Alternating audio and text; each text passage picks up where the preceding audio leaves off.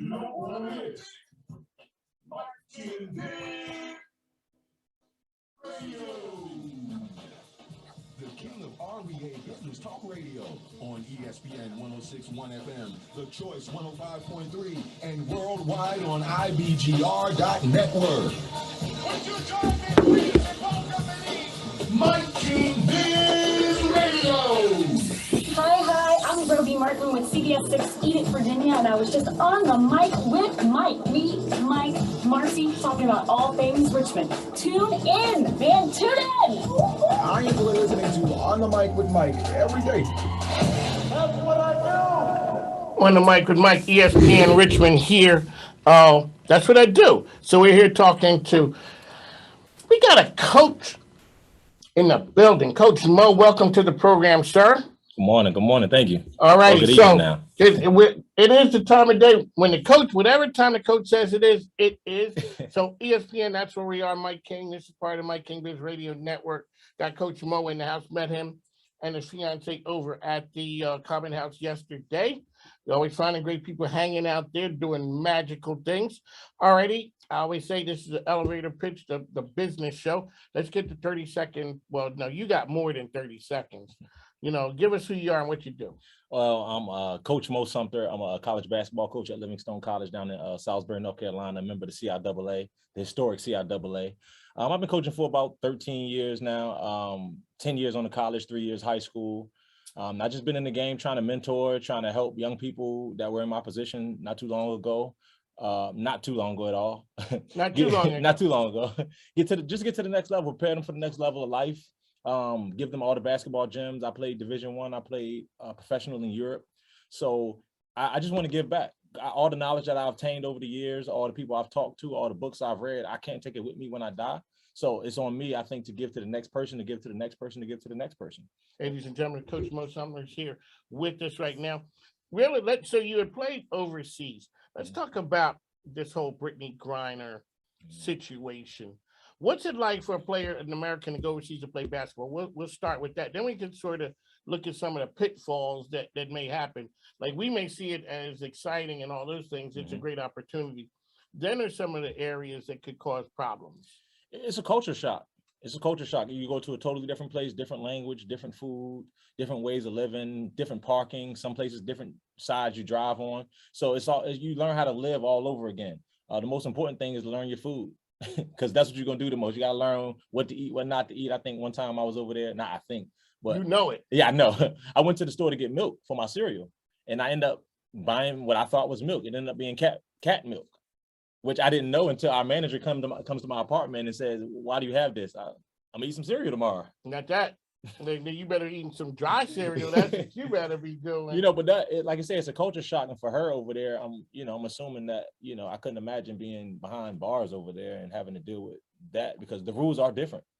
Yeah, you're right, and sometimes we don't know the difference. Exactly. Let's talk about the basketball standpoint. What's it like playing in Europe as opposed to playing here in America?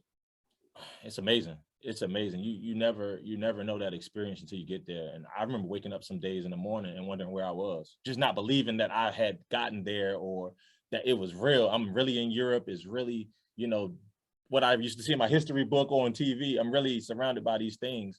But the playing style is very similar. What you see the NBA is now, Europe has always been that way. The threes, the bigs that can shoot the threes, the spacing, the way they kind of run the floor. So the NBA is now evolving into the European style. So it's different. It's a little more physical in some ways, but just the style of play, the up and down, the ball screens. I don't want to get too technical, but. So when we're talking about stretch threes now, that's something that they have been doing in Europe a while. Stretch fours, yeah. The stretch fours. Stretch four. They've been doing stretch fours. Since the beginning, as far as I can remember. I was overseas in 2007. And they were doing that then. Oh yeah. Let's talk about when we look at the younger people who are playing professional. So overseas, those guys have been playing professional at a young age. Exactly. They have a different system than we have. They have a club system. So they have a club system where you kind of go to a school where your major is almost basketball. And then at 14, I want to say it starts at 13, 14, you become a part of a professional entity. And now you're playing against grown men. Yeah, you can be. You can be. You so at 15, you can be a pro and playing again in the top league with the grown men and the Americans. You can be that. So, who's the nicest one in the NBA now? Come from overseas? Is it Luka? I'd say Luka. I know they some people would say the Joker. He won the MVP, but right now I'm just watching Luka and he's just different. The Joker's game seems to be more fundamental. Luka seems like straight out of. It's almost like, it's street ball, and he's doing things that 10 years ago you wouldn't have thought that a European would do. Yeah, and that's the thing. That's the difference between if you look at those two guys, that's European basketball. They have the big, huge guy that has no definition on his muscle. He's not fast. Luka does not look like a guy who's going to scare you. Luka or Joker, that's what I'm saying. They don't. They have no definition, no broad shoulders like we emphasize here. They just kind of these flabby dudes, but they understand, they get taught fundamentals more and longer than we do. And I think that's the divide. And is that the reason why people don't show love to the big fundamental as much as because Tim Duncan was not flashy? Not at all. And even when I love the way he left. Yo, y'all, here's I'm out. That's it. Yeah, no fanfare, no tour. We're not having a tour where they're putting me in a rocking chair. Any of those things. Nope. I'm done. And he walks away. But he's from the Virgin Islands. And so the mentality is different. Yeah, he's not from America. So all the fundamentals and things that we slip on, I think, or we don't teach as long, he was still learning that at a late age. Okay.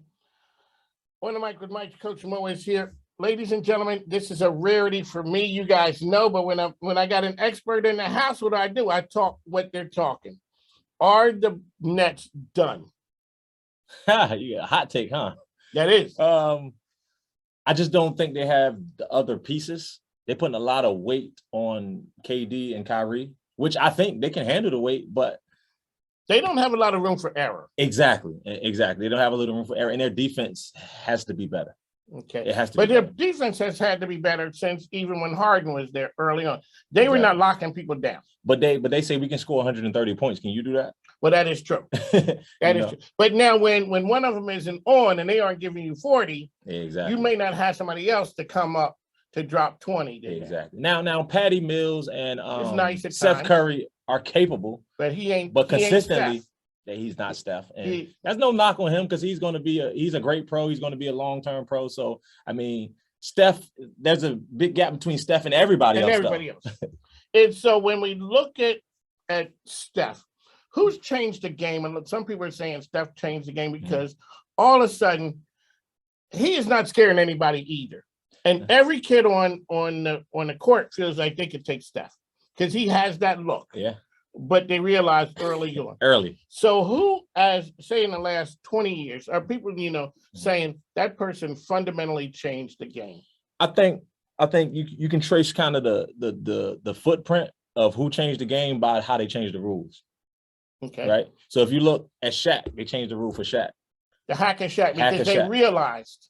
Exactly. They changed hack and Shaq, but then they start calling fouls, certain kind of fouls, like now elbow to the head automatically is a tech. That's a change of the rule. That wasn't always the rule.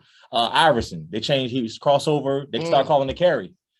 James Harden now for the foul, they changed the foul rules. So how come they didn't do it the Euro step? I mean, because really, from back in the day, that sure looked like a travel. Well, if you do it right, and I was just teaching my girls this the other day, if you do the Euro step right, it's not a travel. But a lot of times it is because some people pick up the ball before the one step, and then you take two more steps after that. That makes it a travel. Because when you look at that right there, that's a sweet move. Oh, it's a sweet move. When done right.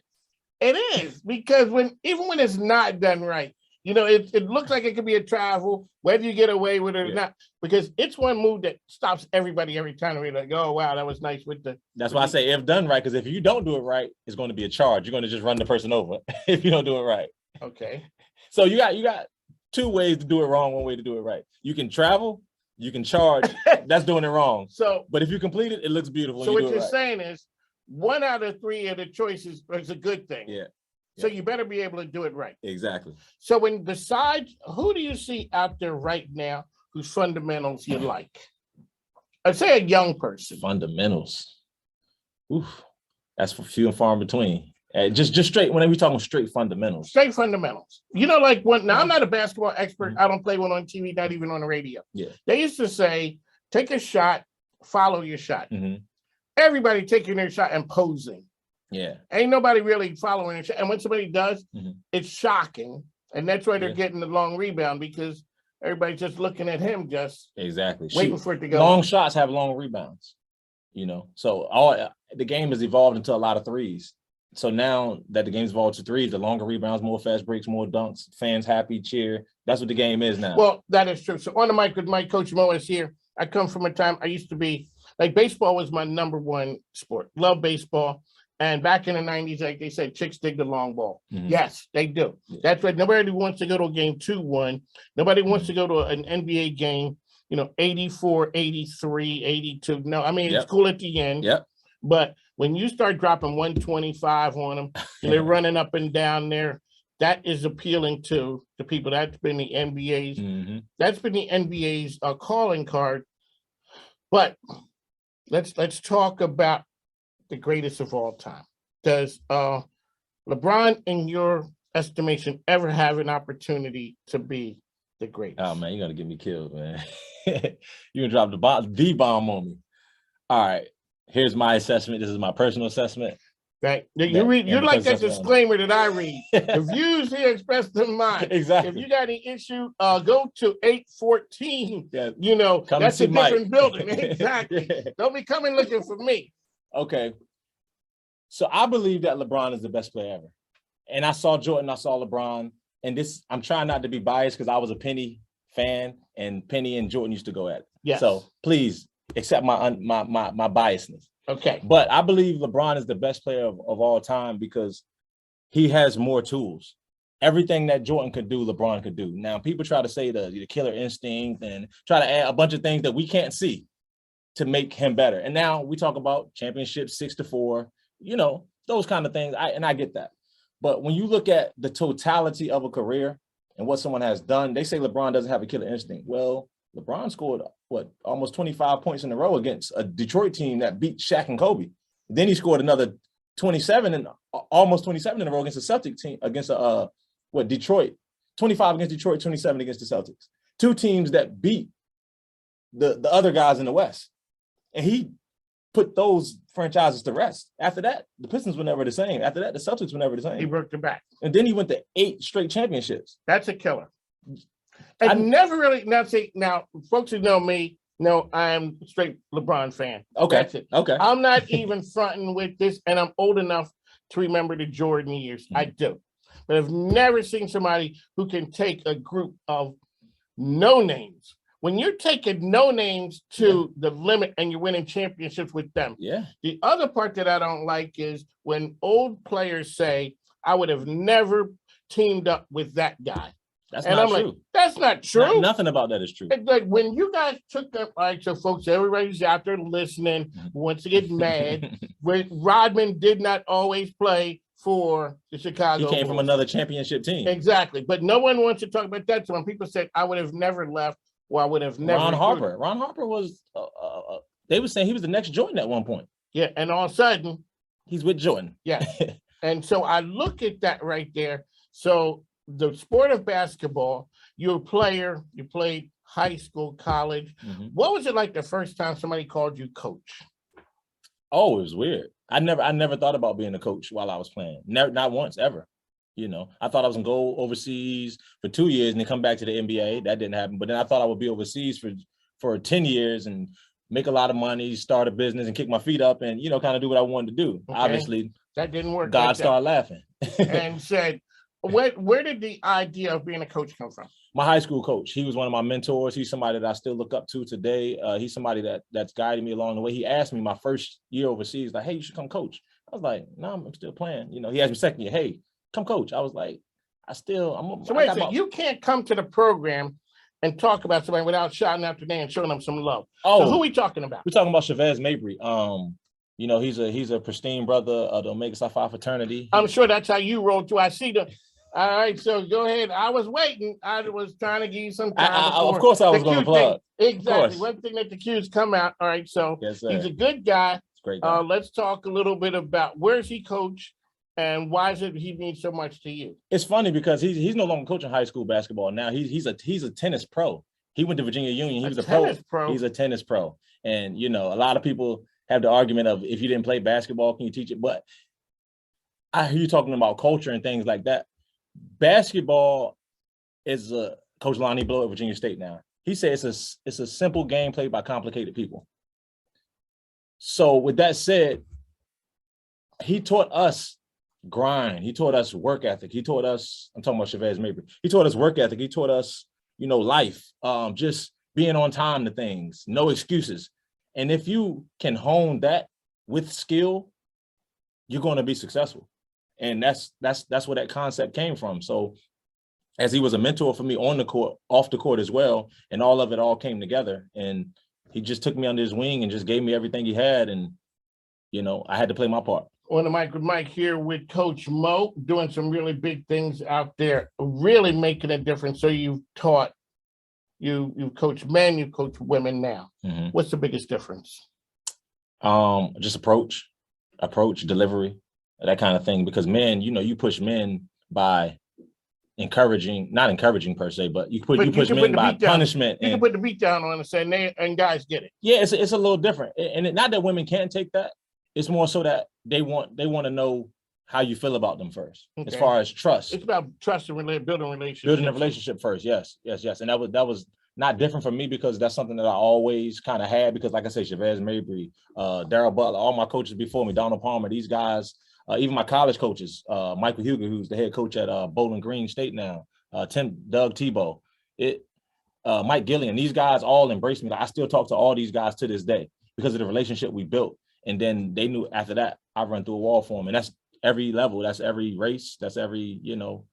It doesn't matter. So let's talk about the business of coaching. Mm-hmm. So now, Have Coach will travel. You've been a number of places, and what's that called? Paying your dues. Oh yeah. Yep. Paying your dues. You got it's paying your dues, and you build relationships, and you learn little pieces along the way. So that's why when a coach, whatever sport he gets hired as a head coach, he already has his crew that he's going to start contacting because he knew them from before. Yeah, you have two things. You have people you met along the way that you were in the trenches with, and then you have like a coaching tree. You know, and the coaching tree being like Jay Wright. We talking about Jay Wright just retired, and the person that's going to take over for him. Did they name him already? That's going to take over. I saw the Philadelphia paper, and they said he was going to be the next coach. Kyle Neptune. Mm-hmm. Yeah, that's somebody I crossed paths with. I played basketball with him. We see each other on recruiting, so he's a great dude. So he was with Villanova for I don't know how long. I don't even want to guess. Maybe 7-8 years. And so he's part of the Villanova family. So now he goes and get a head coaching job, a head coaching experience. Jay Wright leaves, so now he's next in line. And so everybody, I want to say everybody on the Villanova staff is a part of the Villanova family. I know Mike Nardi. I played against Mike Nardi in college. He's on the staff. And, you know. So, and that helps you with the head coaching opportunities when you're on a team that's successful? Oh, most certainly. That's the game right there. You get with a coach where you've built relationships over the years, or maybe you played for him, or maybe you played for one of his friends, or maybe you played in the conference. You get on this, I'll get on the staff, y'all work together, you know, then y'all win. Now everybody, the assistants now branch off and get jobs. Now you see how the coaching tree, the branches of the tree is growing. All right, so explain to the listeners, to me, who people are on the bench. Like, what's the first opportunity that you would get in college to be a college basketball coach? Well, at the ground level, it would be a grad assistant, somebody who either played in the program or your friend, he played for one of your friends or something like that, or somebody you connected with. You get a grad assistant job, you get an opportunity to be there 2 years or a year and get your master's degree while coaching. Oh, okay. So now you're building relationships. Now you're a part of this coach's coaching tree. So when another coach leaves, you may get bumped up to video coordinator. So that even in approach, because that's what Spoelstra started at. Exactly. So the video, you're the guy who captures all the stuff on video. You're the guy who chops up the videos for scouting reports. So usually with a scouting report, I hope I'm not getting too deep. With a scouting report, you put together clips of each player.